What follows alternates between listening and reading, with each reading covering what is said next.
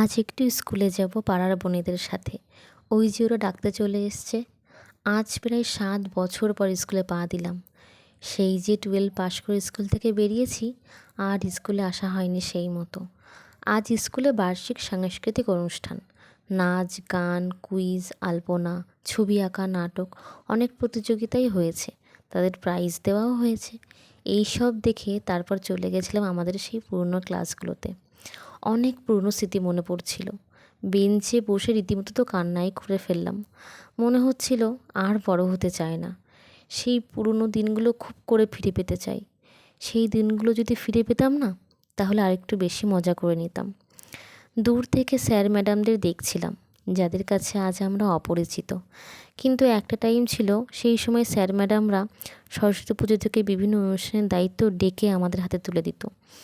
খারাপ, কান্না, আফসোস তিনটেই পাচ্ছিল একসাথে। একটা সময় এই স্কুলে আমরা রাজত্ব করেছি। হেড স্যার থেকে শুরু করে সবাই চিনতো আমাদের। আর আজ কোনো চিহ্নই নেই আমাদের এই স্কুলে। ভাবলে বিশ্বাস করতে ইচ্ছা করে না, কী বা আর করা যাবে। শেষে স্যার ম্যাডামদের শ্রুতি নাটক শুনে বাড়ির পথ ধরলাম।